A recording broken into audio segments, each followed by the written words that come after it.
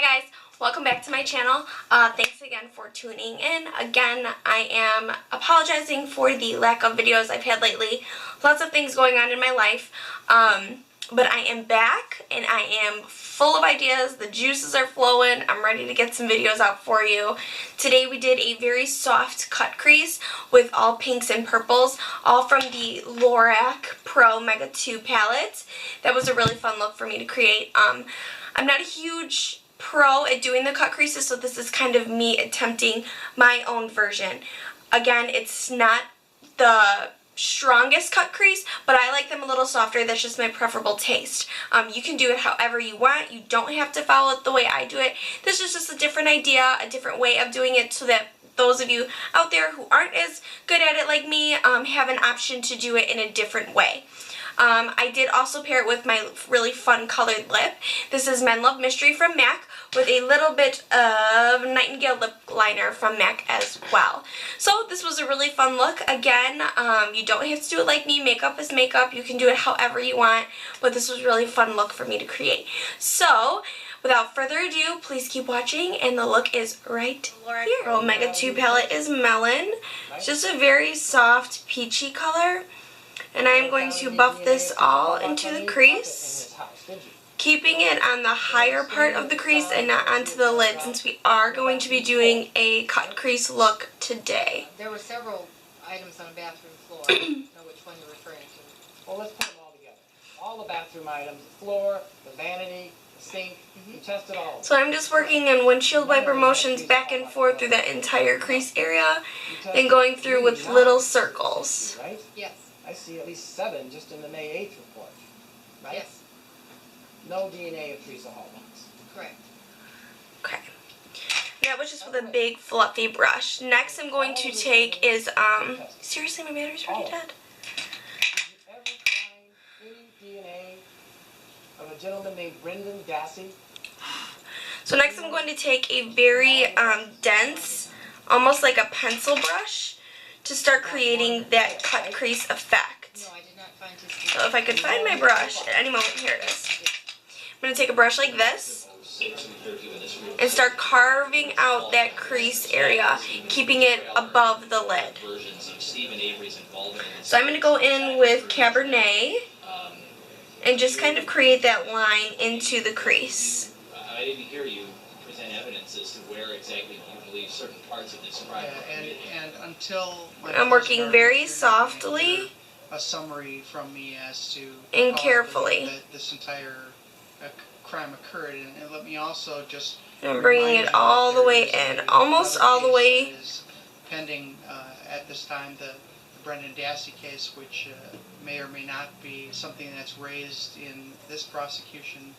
If it is not, so then I'm going to go back in with a fluffy brush, and I'm going to take the color Sorbet and buff that out just a little bit. And I'm going to go back and forth with this technique on both eyes until I create the depth that I'm looking for.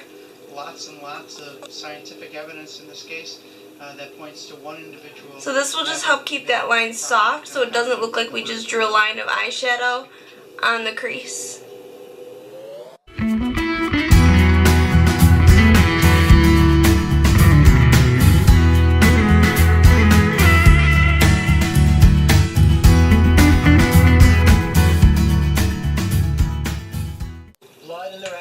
And then I'm actually going to switch to a smaller brush, just because I want to make sure I keep it really, really tight.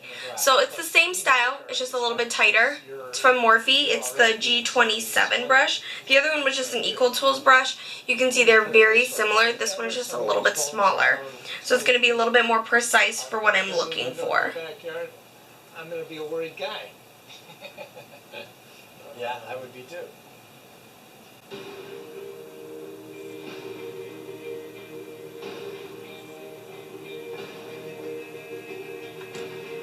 And going back in with Sorbet, and I buff that out.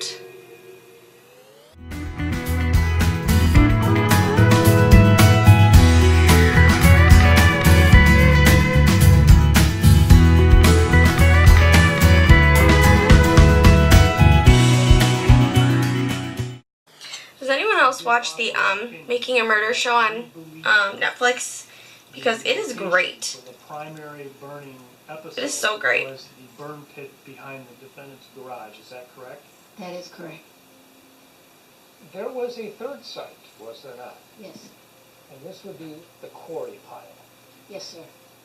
You found in the material from the quarry pile 2 fragments that appear to you. So as you can see, I'm slowly just dragging that color up towards that crease bone just to keep it high and that separation from the lid to the crease very defined. Charring and calcine. And I'm just going to buff, buff, buff, Essentially consistent. and blend away. Charring and the calcine condition beyond the burn barrel and behind Steve Mabry's garage. So this is going to be a very quick video today. I don't have a lot of time to film, but I'm really trying to get back on a better track of filming. So I am going to make this very quick, and I'm only going to show you the one eye, and then I am also going to do my face off camera. But this way you get the gist of the way the whole look looks once you put everything together. Human had been moved, that's correct. All right. The vast majority of the human bone fragments was... And then of course I will come back on screen with the entire face Why were completed. they inconsistent with human bone fragments that could have been moved to that site after burning? I would expect to see some breakage to some fragments. And when you're blending, excuse me, when you're blending, you want to make sure you are careful enough to be blending up into the crease and not down. Because as you can see, my lid is very hollowed out right now. And that's the look that you want with a cut crease. You want that strong definition, but you still want your colors to be blended because you don't want to look like you just put tiger stripes of shadow everywhere. Maybe another day, but not today. With having been transported to the burn area and poured out there. So I think that looks pretty good. Like in the way that's looking, I am going to take a smaller shadow brush. So this is another Morphe brush. It is, oh, it was from a collection, guys. Sorry, it doesn't have a number on it. But it's just a tapered blending brush. And I'm going to take the shade Gogi just on the tip, just a little bit. And this is just going to help all my shades kind of blend together. Poured out would have done more damage. And just keeping that almost just on the outer corner. Sifting, putting into a box, and transporting to Madison would have done. I really don't know. You don't I don't know know. one way or the other. That's correct. And you cannot reasonably... See, I love the way that looks. Just gives a little bit extra definition to the look. Okay, so I'm going to move on and do the crease on the other eye. Then we will come back and do the lid together. Liner, lashes, all of that. And I will see you in a few minutes. Bye. Take a flat shader brush like this guy. Any flat shader brush will do. This is just, I don't even know, it's a Sephora brush. I've got it like forever and a day ago. So I'm going to zoom you out just a little bit just so I don't go out of frame here. And I'm going to go back in with that Sorbet color. And I am just going to pack that onto the entire lid area. So I'm just going to go ahead and do that in my mirror. And you're actually going to bring that all the way up to your crease, and at that point I'm doing swiping motions. I'm no longer patting, I'm swiping, because you want everything to be really, really sharp. So I'm just going to pat as I'm down closer to the lash line, and then I'm going to swipe. There's the fire that I remembered most.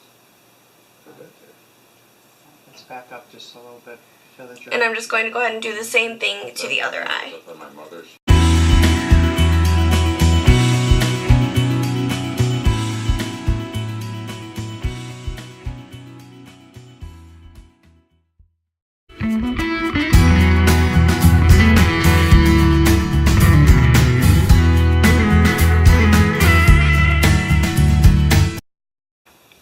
Okay, so then I'm going to go back in and take my pencil brush from Morphe, the G27. I'm going to go back in with that Cabernet color and just make sure that color is super sharp and there's no choppiness. 10 feet, I don't know, 10 feet maybe, 10 feet tall, like flames were. Big fire. It's a big fire. On both eyes. Did you see Stephen Avery standing next to or near that fire? Yes, I did. So you can see it just keeps it very clean, which we love. And then I'm going to go in and do liner. It'll be with my mother. And I'm just going to do like a traditional wing, and I'm taking another Morphe brush. This is just a pencil brush. So you can see here, it's just a little bit angled, so it gives me a nice sharp clean line.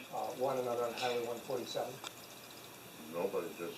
And I like to use the tape on my eyes as a guide. I have very shaky hands, so this way it helps me make sure that I'm in the right area and that I am always nice and clean. And then even if I make a mistake, I pull the tape off, mistake is gone, no problem. So I'm going to go ahead and do that. It's very hard for me to do that on camera, so I'm going to try and stay in focus. Probably actually bring you out just a little so I don't go out of focus. And that's your recollection. But I start from making a line against the tape After the events. All right. and dragging it out. And then I'll make another line drawing from that point back across the lid and then fill everything in. November 29, 2000.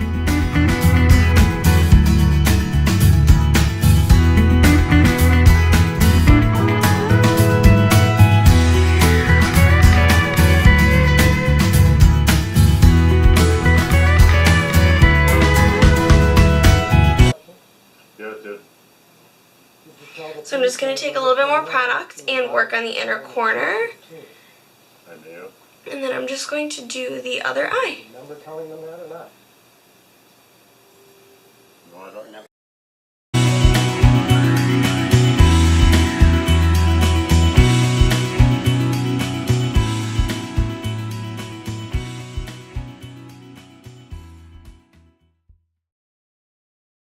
I'm going to go ahead and do the same thing to the other eye. You can really see how it brings everything to light. And then I'm going to do the other eye, same thing, put on my lashes, finish my face, and then I will come back with the finished look for you.